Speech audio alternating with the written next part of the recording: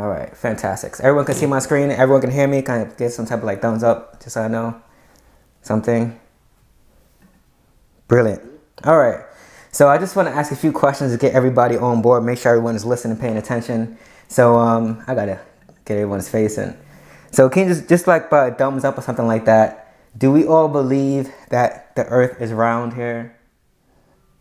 Can I just get a thumbs up? Thumbs up. The Earth is round. Just to make sure everyone's paying attention, all right? There's 24 hours in a day, right? 24 hours in a day, thumbs up, all right? We all have very limited time and energy. Can we get a thumbs up to that? All very limited time and energy. And we can't be in two places at once. So hopefully, okay, we all agree to that. Now today's speech. I'm at home and also I'm on the laptop on the screen. Oh, you're getting ahead of yourself, Steve. Getting ahead of yourself. So I'm going to debunk those four theories. I'm going to debunk those four theories in today's conversation.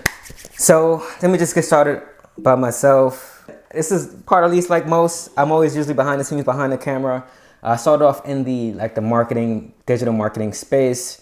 And then I liked the creative side of things. Obviously, you can see by the lights, I'm a creative, you know. So I started into video production, branding, graphic design, etc., etc.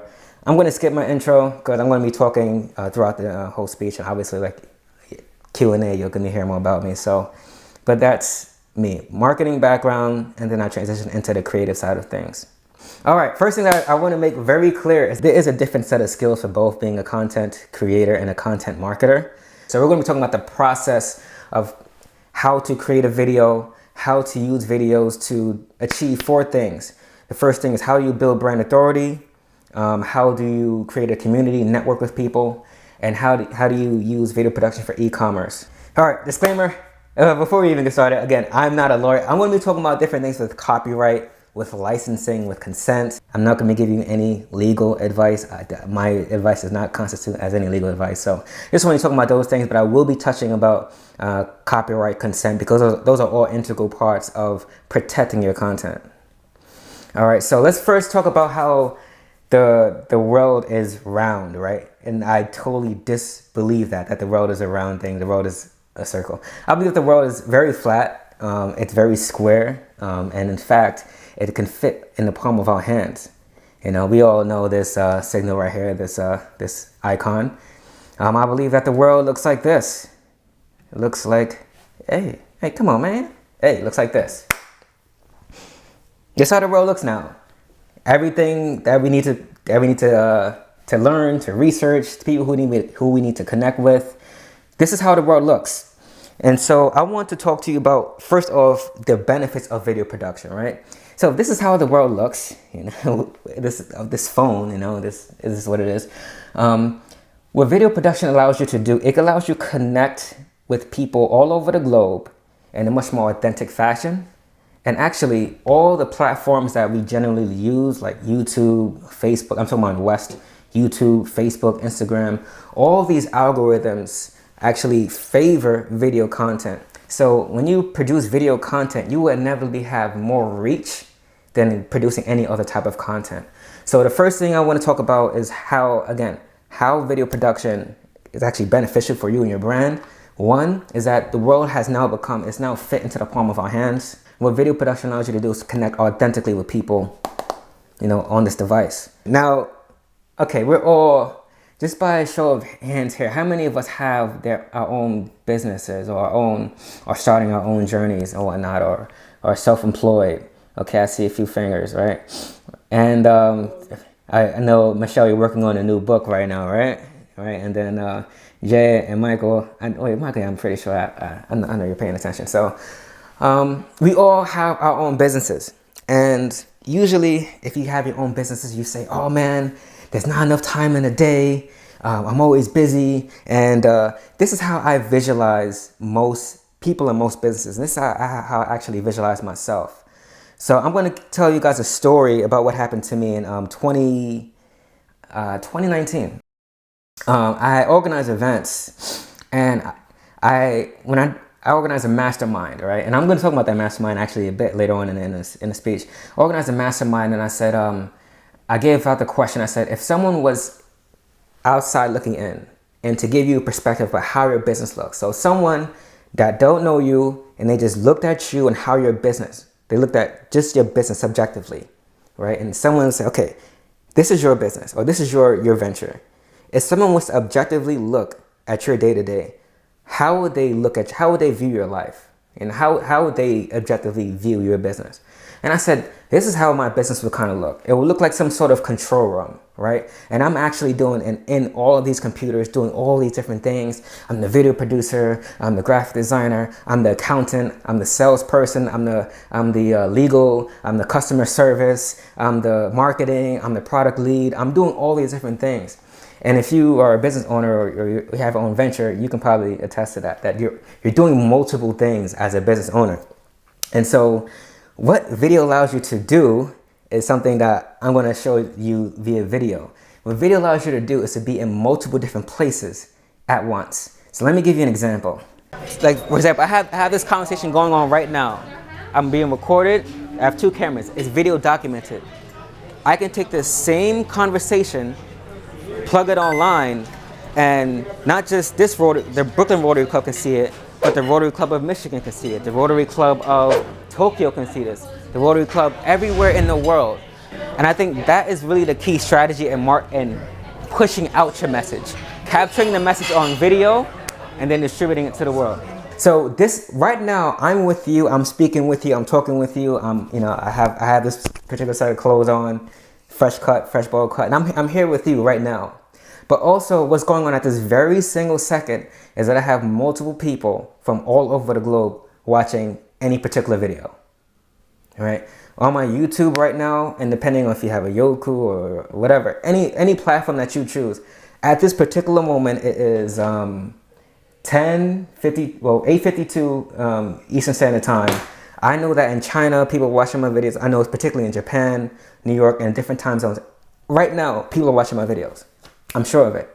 And this is the concept of being in multiple different places at once. So this is another benefit of utilizing video production in your business, is that you get to be in different places at the same time, delivering different messages, right? And I'm going to be showing how you can use these different messages to funnel people to different things like your website, your socials, products, or etc.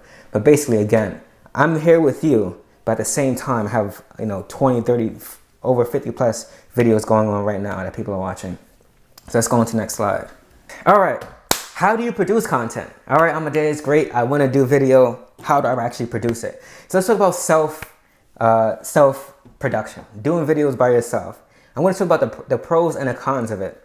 First off, the pros are, hey Jay, you will open my video, man. Open my video. The pros of doing self-production is that it's very quick and easy. Just before this presentation, I just did a little, hey guys, I'm gonna do a presentation. Just did a little quick video, put on my Instagram. People are knowing what I'm about to do, and they're responding just like that. What's up, guys? I'm nervous. I'm about to start my talk with the U.S. and China trade group about how to leverage video content to grow your brand, grow your business, build a network, build a community, and all those things. So I'm very nervous right now, about to get started. And yes, I have my glasses on because got my notes here. But wish me good luck, guys. And if you're seeing this after my speech, wish me good luck and cheers. See you later. Very quick. That is the beauty of self-production. That is a speedy process. And if you have a personal brand, self-producing your videos is very beneficial because it adds that personal element to it. So this is why I believe self-production can be quite tricky, because you're having a blast creating your videos, but at the same time, you're competing for the same attention as another brand with a lot of resources, with better video content creators pushing out on the same platform. So this is why I think hiring out is probably one of the best moves if you want to create content. So let's talk about outsourcing for a second. So I do a lot of outsourcing my content. What I do is, for me, because I'm a video editor, I can outsource the filming portion of it, and I can do the editing. Now, I can only really advise this if you know how to edit. So, but I'm not sure if anyone in this group is like a professional editor, so I'm going to skip this. But then this is a really good, place for a lot of people to start. Outsourcing the editing part. So filming is very cool because you're the one creating the content. You're the face of the brand. You're pumping out content. Editing is literally, it's the most time consuming part of the process. And so if you can do your own filming, but you can outsource the editing, then I believe that is the best way to start streamlining content very quickly, because you're removing the most time consuming part of the process. And now because you're filming, someone else is editing, you just keep on cranking out more videos, right? So this I believe for most people, if you have a personal brand, doing the filming yourself, outsourcing the editing is a very good place to start. And then if you want to learn more about how to choose a videographer, choosing a videographer can be very tricky because this is a field of art, and every artist has their own process of doing things, have their own pricing structure. So I did a very good video about how to hire a video producer. That's on my YouTube channel. A little bit echoey because I filmed that a few years back, but the content is very good. I just watched that video the other day. I was like, should I put this up there? I was like, yeah, because the content is really good. How to choose a videographer. That's a good one because I don't want to go into that in this particular video. All right, let's get into the meat of this. How to build brand authority. Let me get a profession. Can somebody just throw out a profession for me? Throw out a profession. All right. Let's go sales. Let's go sales. Okay, brilliant.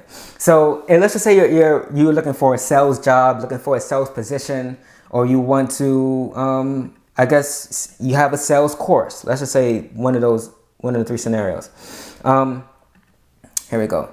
One of the best ways to go about doing things is just go on camera and start talking about sales. And so what I would suggest is what are the main topics, what are the main questions that people have about sales? Okay, how to not sound like a sleazy salesman.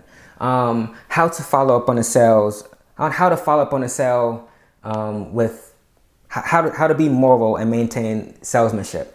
What do you wear for a sale? How do you go about objections? So basically, I want to list out a whole bunch of questions that people are going to have, and I want to dedicate a video for that. That's how you begin to build brand authority. What are the questions that people already have in their minds? And if you can provide the solution to that, and then now you're building brand authority, right? So that's one of the main things I can say. Google has a tool about some of the most searched topics, but I won't get into that today. But I want to reiterate the topic, the concept of, again, finding out questions that people have and dedicating a video to answer it. That's in simple terms. Next topic. How to use content to do creative campaigns. All right. So let's just say this white puzzle piece is your client, all right, or your ideal client, ideal customer. You're trying to reach that particular person. What video allows you to do is to create several different types of videos and try to reach to that person. I want to give you this general concept because it falls into marketing, and it's probably a little bit, I have to dive a little bit more into this. But basically, what videos allow you to do, when you create a campaign, you basically want to get this person to sell, this white space to sell, to convert into a sale. And you never know what video, what photo, what piece of content is going to trigger this person to go to your website. So what you might do is take this same person and distribute different types of content to them and then see what type of content that they respond to. For example, I make music in Japanese, all right? And I'm trying to develop my audience. I'm trying to see who's actually responding to my music, right? And so I just made 3 different types of, let me just show you guys. So can you see this screen right now? Yes. Woohoo! All right, brilliant. So these 3 videos right here, I've tested out all these 3 videos. I don't want to repeat what I just said previously, just to kind of save time, but these are all different, I guess, I'm not signed on. These are all different freestyles, so to speak. I want to see which of these videos trigger the most response. And after putting $20 into each of these videos, I basically saw that this one on the left triggers the most response. So now, instead of pumping more money into these ads, I want to pump more money into this ad because I know that this is giving me more reach. So this is essentially what I'm saying is that I want to test these videos out, see which one performs the best. Turns out, although my personal favorite is the one in the middle, the one on the left people are responding to the most. So now I'm going to use this as my main promotional tool. So That is the concept. Another huge benefit of video production is that now a lot of people are in e-commerce. We have Michael in here few weeks ago talking about e-commerce. So I've done photography, like product photography. This is some of the products that I've photographed throughout the years. And product photography is very cool. It's very good. You know, high resolution photos, very good. Here's the thing about product photography that, you know, it's not necessarily, it kind of leaves out a lot of information, right? So if you take one piece of your item here, we don't really know the full story. Just based off of this photo, we don't know the material that's being used. We don't know how you got to the pricing. You don't know the story behind this video. You don't know why this product even exists, why you should buy it. You don't know, basically there's a lot of information that you can't receive in a still image. Now we have Amazon allows you to put videos, attach videos to your products. So if it gives you that option, then why not use it? So, because basically what a still photo doesn't have all the information. Also, what a video would allow you to do is create an emotional pull that a photo doesn't allow you to do. So what a video is going to do is basically all the information that you will see below the photo, or like the description, the text description, the text caption, everything that you can't put in a photo, the text description but beneath a product, I would convert that all to video. So I'll explain the materials. What are the reasons? Why did you use this material? Is it important? Is it cotton? Is it not cotton? Is it vegan products? How was it made? Again, why? But I guess the most important thing of a video is try to reignite those sales points, one, and then two, create an emotional pull. And again, that's something that a still photo won't allow you to do. So that's one of the main benefits of using video in e-commerce. All right. And this is actually one of my favorites. Sheesh, this is actually one of my favorites. How to create a network, how to build a network. So I run a video series, interview series called London 100 and New York 100. And it actually started in Shanghai. Come on, man. Let's remove me, man. Let's remove this. Pretty impressive. I'm sorry? I thought you were always bald. You actually did have hair once. Oh no, I just recently went bald, and I'm not bald naturally. I cut it. I shave it bald, yeah. But I have a series called like a 100 series where I interview different professionals, and I interview professionals. I started this series out in actually Shanghai, and then I moved to New York, went to Paris and London. Basically, I interview a myriad of different professionals from different industries. So I've always used video content as a means of building that community through interviews. So I interview you, we speak, we create content, I publish the content on YouTube, but now we've made that connection. Now I know you, and now you're a part of the network. And from there, I can do things like do events, do masterminds, right? I primarily use video production to build a community. So that's the first thing I definitely want you to understand is that creating video content, creating a video strategy. What's up, Jacob? Thanks for joining in. Creating a video strategy, it's going to take time. You're going to be creating a lot of content. You're going to be in front of the camera. You're going to be talking to people, talking to a non-existent audience. You're going to have zero views, no views for a long period of time. And you have to be okay with that, right? The next thing I want you to understand about video content is that the more you create, the more leverage you have. So when you're first getting started and you have one video up, you know, it's whatever. When you have 10 videos, 20 videos, 30 videos, 40 videos, it goes back to this concept. The more videos you create, the more leverage you have. And again, right now at this very moment, I have all these videos going on at once because basically what I want to just pump more videos into the system. I want to create more videos, more content, and just keep the system running and just pumping more content and energy into the system. So I want to crank out more videos so that anywhere in the world, again, people are watching my videos any time of the day. And that's the main I guess foundation of this speech is that I want to be in multiple places at once. I want to be everywhere at once. I want to buy back my time. I want to get my time back. So I know that the more I create, the more I push out, the more leverage I have, the more people are watching my videos. So that is going on at this very particular moment. people that's watching these videos. I know that. So let's go back to the speech here. Again, the more you create, the more leverage you have. And this also goes for opportunities like searching for a job, or also goes for negotiating with clients. Because if you go back to this concept of building brand authority and releasing free content and saying, hey, I'm going to release a video series about how to grow your business, whatever.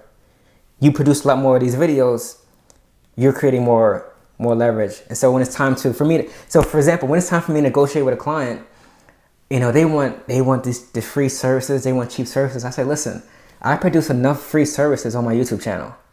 You don't come to me asking for a free service, right? And I'm confident that I have that type of leverage. If it's time for me if I wanted to get a job or apply for a job, I don't have to listen. All my stuff is online. You can watch me. You can see who I am. I'm not hiding.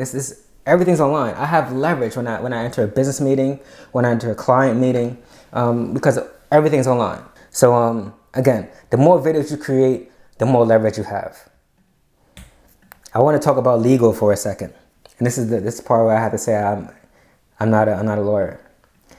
Now, this is, for me as a content creator, this is the most sensitive, most awkward, but the most integral part of creating content. It's ensuring that I have all the legal steps in process. And I'm pretty sure you can guess who this person is in the middle of this screen. Can you guess the person? I can get the person. Yeah, I know. Whatever is Zio? No, it's got hair, so it can't be. Yeah, Keanu Reeves is Neo from the. Keanu Reeves is Neo. As big as Keanu Reeves is, he cannot go and publish a 2-minute clip on his personal YouTube channel.